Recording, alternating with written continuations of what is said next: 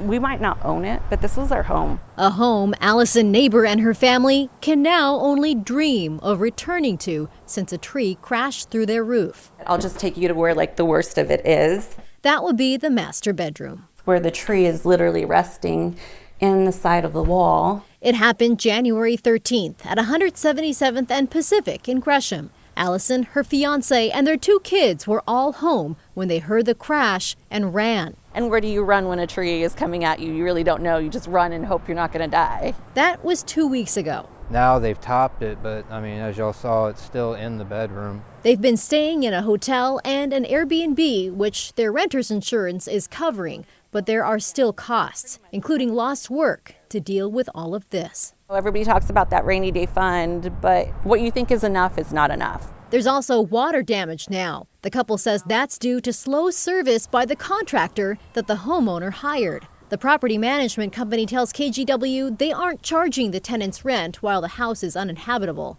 The renters here say at times in the process, they've felt caught in the middle. I don't know how a property company can let their tenants have to deal with the homeowner insurance, the tree people, like all of it.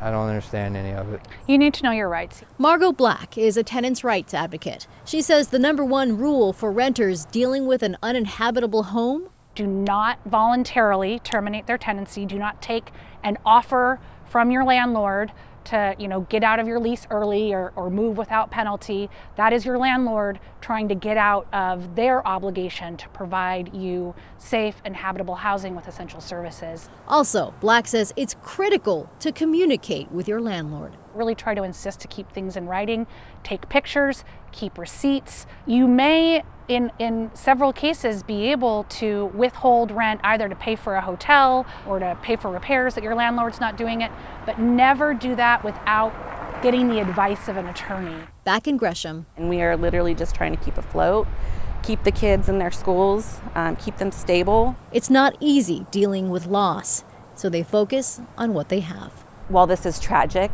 we have our lives.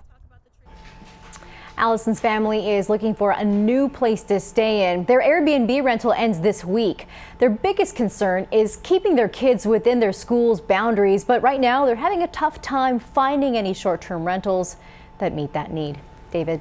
Taking it one day at a time. Catherine Cook in the newsroom. Thank you, Catherine. You know what? We know Alison and